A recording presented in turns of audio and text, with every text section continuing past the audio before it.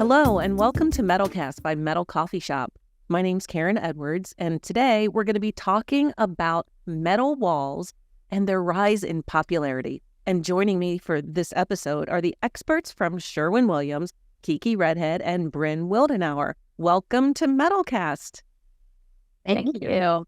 So before we dive into metal walls, can you just give us, our listeners, a little bit of background about you and introduce yourselves? And Brynn, I'll start with you. Yeah, so I'm Brynn Wildenauer. I'm the architectural color designer for the coil and extrusion team at Sherwin-Williams. Been with the company a little over 3 years with about 6-7 years of experience in color and trend and product design. I'm really excited to be here. We're glad that you are here. And Kiki, tell us about yourself.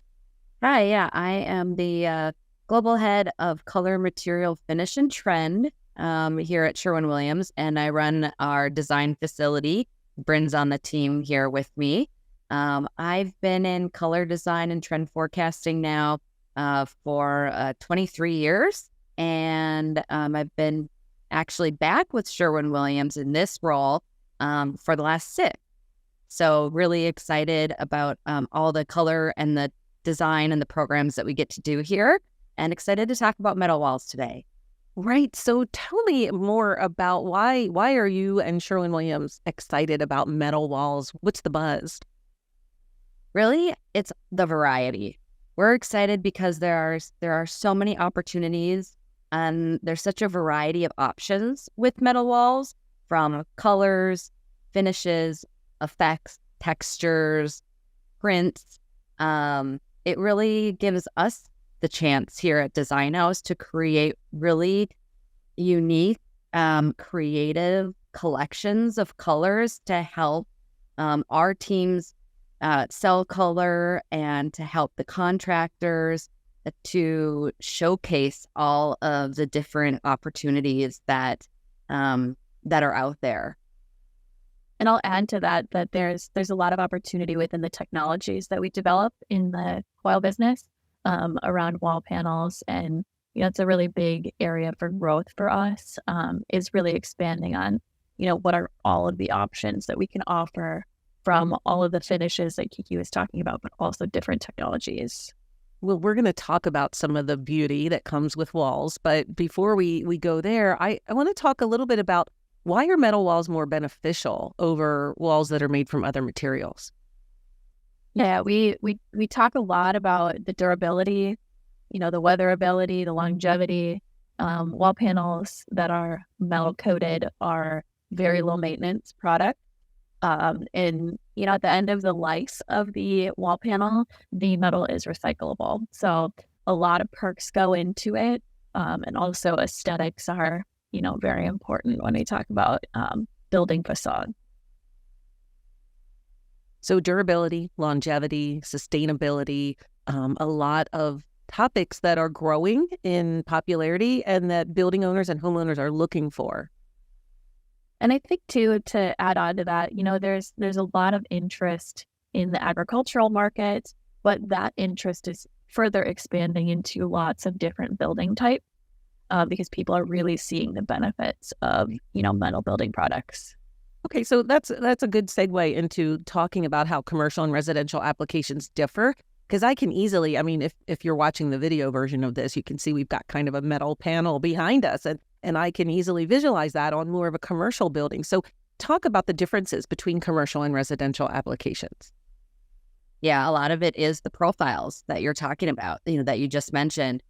In residential, we see more like board and batten type looks, plank.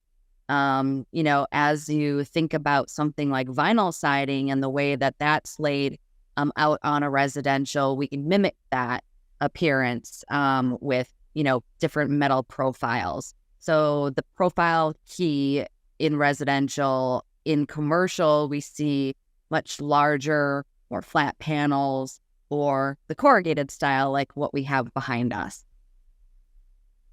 And, we talk a little bit about mimicking. I'd like to expand on that more. I have seen things out there that look like wood or, look like brick. How are they making that happen? It's a really good question. There's a lot of ways that we can kind of go through mimicry depending on what type of materials we're trying to emulate. When we talk about, there was a big resurgence of like the terracotta trend as far as color goes, but we wanted to take it a step further and add a texture to it. So not only are you getting that color space right on, you're getting that visual and tactile texture within the product. And we can do that with many different things, prints being one of the main ways that we explore that mimicry. We can really dial in where the trends are going through color and really enhance some either more traditional patterns or new patterns through color work and, kind of that pattern development. And I'll say that especially on residential, using prints and patterns, textures, different effects, create a color scheme and create a visual consistency with being able to either mimic the environment around. So if you're, out in the woods and you have a lot of oak trees around and you want to accent around maybe an entrance or an archway with oak printed pattern, right? You have the opportunity to be able to kind of create these really visually dynamic contrasts, but also then being able to complement the environment around you. Excellent. So I was curious too, if they're, and you mentioned the environment, and if you're in the forest or the woods, are you seeing different trends based on different areas of the country and as to what's popular? Can you talk a little bit about that? Yeah, I think one of the major things that we're seeing is complementing the landscape. So a lot of people are more interested in mimicking the materials that are in the environment around them. So, in the Southeast, we're seeing those terracotta kind of like warmer tones where, in New York City, we're going to see more of the silvers, grays, metallic tones because of the environment that they're in. And that can really make a bold statement with however the, specifier really wants the building to look. But it's really interesting to see the regional trends and even from, more rural all the way into like urban environments, how that can change drastically within, a couple miles of each other. So you mentioned, architects and specifiers, and we work with them a lot on commercial buildings and commercial design. But for a residential homeowner, what kind of tools are out there to help them make the right choices? That's probably one of the most fun, exciting things about our jobs is being able to create collateral and these color collections that not only express the trends, but showcase the classic, help the customers, especially the homeowners, envision what these colors could look like in different color schemes and, used in complement or contrast with, their metal roofing color or maybe their window trims, their front door, and how all of these materials and colors can come together. So being able to put visuals to that contractors can actually use and have access to, this really helps them sell the customer on the metal wall because now the customer, the homeowner, can see all of the variety that they can choose from, but curating that collection for them so that they're not overwhelmed with the variety of options because there are so many. So by us being able to curate that to help them come to a decision on which color or finish they would like to go with, that's part of, our output here and how we help support our salespeople, but then also the contractors that are working directly with the homeowners. So we have talked about this before with the color collection in one of our metal talks previously. So look that up on metalcoffeeshop.com because that'll give you a deep dive into it. But maybe you could give us a high level of how you know what's popular and what's trending and how you put that together. So within the design house here, we do put together a trend forecast. So the current collection that we have out is called Fuse, and that really explores the color trends from multiple different lenses, from, what's happening in technology in the whole world, all the way down to kind of distilled down into how it impacts metal building products. And from there, how it impacts residential, commercial, agricultural, different types of end uses for metal building products. So that's where we start, is we research the heck out of everything that has to do with color and trends, as far as, the big, huge concepts, and we figure out a way, and we distill it down into something that's applicable.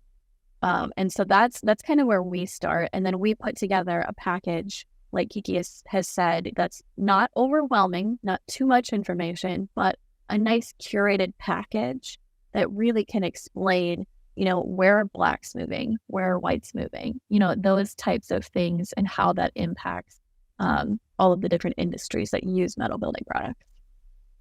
With the longevity of metal, you want to make sure you make the right choice. So I think making it easier for people who don't do this every day, right? How often do you put a metal roof on or metal walls on? You want to make sure that you do make that right decision. So you did mention, complementing the environment, but complementing a roof maybe. And are there any aesthetics to keep in mind if you are pairing metal walls with a metal roof? Can there be such a thing as too much metal? Well, now typically we do see more metal on metal combinations on the commercial side of things. When we look at residential, because we're trying to integrate other types of materials to create more of an aesthetic that accentuates the architecture, we see more variety there. But one of the kind of I won't say rules, because we love to break rules, is that when we are confronted with a metal roof, let's say in more of a neutral tone, like a black or an off black or charcoal, darker colors on the roof, then we typically see lighter colors on the walls, creating this contrast. Now, is there such thing, as you mentioned, is there such thing as too much metal, or is there such thing as too much contrast, right? So both of those things kind of have to be considered at the same time. Switching up profiles can really, really help. And then switching up colors is really important. So darker roofs usually means lighter walls.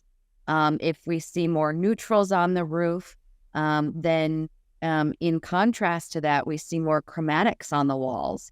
And again, playing with these chromatics, whether you want to contrast your environment or complement your environment, we typically see more colors in the taupes and tans type spaces, the blues, lots of navies, slate blues, harbor blues, greens like forest and sage. Brynn mentioned the terracottas, especially in the Southeast. So we kind of play along with how much contrast and what are the rules around kind of what's too much contrast, going with neutral roofs versus darker roofs, and then playing with the wall colors adjacent to that. Brynn? And I think one important note to add there is a value of contrasting colors, but there is also contrasted materials. So if something that you want as a homeowner is to have, a darker roof with lighter walls, maybe the look you're going for is not all metal, and that's okay. But having that contrasted materials along with the contrasting color being a key consideration when picking the materials can be very helpful to get ahead of. Sure, sure. Now, I'm just curious if there are any functional benefits to pairing metal roofs with metal walls, particularly on commercial buildings, where the roof and wall come together is a very critical point. Does it enhance performance? In most cases, we would say yes. Obviously, metal's durability is going to enhance the performance and the weatherability. So when you're thinking about different regions as well, you might be more in tune with having both metal roofing and metal siding in certain environmental conditions, especially with different types of weather patterns.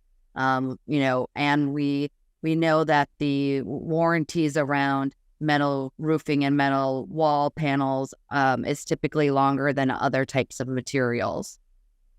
So I would say, yeah, there would be definite benefits to having both a metal roof and metal walls. Sure. And I think that the tools that you provide to help make decisions, the fuse color trends, the visualizers that the contractors have access to make it a lot less scary when deciding to offer, or choose metal roofs and walls. Just curious how, if a contractor wants to offer metal, or they're not, maybe they want to add it. What are some ways that they can get started and feel confident in their ability, to educate the building owner or the homeowner and, perform a quality installation? I think a great place to start is really, researching how all of this stuff works. And we have a ton of resources on our coil coatings website. There's lots of resources on River's Coffee Shop. And so there's a lot of opportunity to look into those types of things. And I think also considering, the types of finishes and colors that make sense for the region you're looking to serve. So, as we were saying, a lot of different things can happen in different regions, residential, commercial. So I think having kind of a grasp of what the goals are behind, why are we doing metal? Okay, what are the best options? Is it having 6 colors, or is it having 12, or is it having 40? What is the goal here? And I think there's a lot of good resources between our website and our experts that we have out in the field. Yeah, I was going to add that, Brynn, our sales team, it should be your go-to, right? Obviously, Googling and jumping on our website, there's so many great resources out there, but the true experts in our out in the field, our Sherwin-Williams sales rep, not only are they going to be able to help you with the wall, but also with the roof, and many other different types of metal colors and materials. And so going to them, having that kind of single source of expertise out in the field can really help too, because you might have a question one day about roofing, but you might have a contractor that has a question the next day about wall panels. One day they might have a commercial question, the next day they might have a residential question. And that's where our experts really can come into play. Excellent. And I would be remiss if I did not mention the Metal View program that Sherwin-Williams has put together that pretty much has all the resources that you need, from choosing your manufacturer to lead generation to sales training to installation training. And that's kind of like a one-stop shop that they've put together. So that's really exciting for contractors, I think, who want to get involved in that. Absolutely. And Metal View has been a great program and has helped a lot of people get started and give them, like you said, a ton of tools and resources. We also have many experts on the Sherwin-Williams side that support that program. So we've got, a lot of resources here to help. Yeah, I think that's important because, a lot goes into providing that metal roof or those metal wall panels. And on the contractor, too, if they've not done it before, they don't want to make a mistake, right? Because that just makes the job profitability go right out the window. But these resources and tools are going to provide that support and education and training so that we don't have those mistakes. Yeah, and it also provides a lot of consistency as well. You're building relationships The contractors building relationships with their customers. They're building relationships with the sales team at Sherwin-Williams, and being able to kind of create that consistency. We believe consistency across many things is very important, right? For us, it's consistency with our color. So if you're choosing a color and you want this color, let's say on the roof and on the walls, you know that you're going to get that consistency through one single source. And so that's really important to us. And we know that that's important to our customers. It seems like metal just offers more choices when it comes to color as compared to other materials. And why is that? Is it easier to apply those colors? Is it, maybe let me in on that little secret. Why does metal have so many options? Well, I would say probably one of the biggest elements is with a lot of the natural materials, the colors are only available in what they are, right? So if you are working with a specific type of wood, there are other ways to colorize it, but essentially if you're working with it in its natural state, it's going to come in this color and that's going to be it. If you're looking at limestone, or if you're looking at other types of natural materials, the color availability is going to be very, very limited. Where we have toners and colorants and chemists that can magically create these really unique formulations, being able to play around with many different types of the resources and the suppliers that we work with, that we can get all sorts of different effect pigment flakes, and we can get all different types of textures in, and then the access to all these different colorants that allow us to create really unique hues in a very, very wide array of colors. And I'll also add to that goes back to our continuous R&D efforts that we have, and our teams all over the country really focus on making sure that we're providing all of the best, all of the options, really making it a huge wide variety, which has become to the point where it is overwhelming. So that's why we have the design house and Kiki and I around, so we can kind of help make sense of it all, because there's a lot of options, and so we have a lot of resources that continuously try and improve the product that we're making, which oftentimes leads to more options. So we try and focus on the things that are going to make sense for building products in the future, but also make sense for right now. Excellent. Well, I want to thank both of you for being here today to talk about metal walls and all of the options that are out there. It's just been super interesting. And I know you do your color trends forecasts every 2 years. Is that correct? Yeah. Yeah. So you're probably already working on the next one, right? We are. We actually had our first internal workshop yesterday, and we're going to have another one this afternoon. So we've gathered all of our research. We do boots on the ground at a lot of trade shows in all areas of the building products industry and design industries. And now we're sharing all of our findings with each other here, and we'll be kicking off getting ready for the next iteration. Excellent. Well, I encourage everyone to visit Sherwin-Williams Coil Coatings website or their directory on Metal Coffee Shop, and you will be able to access the current trends report, which is very, very interesting. And I want to be sure to remind everyone to subscribe to MetalCast on your favorite podcast platform and set your notifications so that you don't miss a single episode. And we will see you next time on MetalCast. Thanks, Brynn. Thanks, Kiki.